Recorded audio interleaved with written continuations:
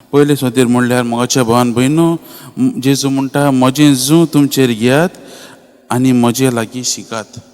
आमी पाड्ड्यांचेर जेन्ना जूं घालतात न्हू, तेन्ना घालतात तेन्ना ते दोगूय एके बरें चलनात जाल्यार कांयच जायना, तांच्यांनी तें ओडूंक जायना.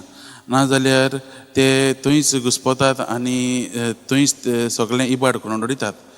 पूण जेन्ना ते एके बारा चलतात, एकचारान चलतात, तेन्ना ते कितलेंय वजें जावन तें ओडटात.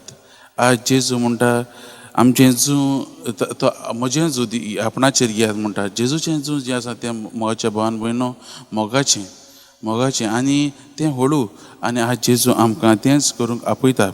आमच्या ह्या कश्टांच्या चडटेर न्हू जेन्ना आमी चलतात तेन्ना आमी जेजूचेर नदर मारून ताचेरूच दोळे धरून आमी मुखार वचूंक गरजेचें.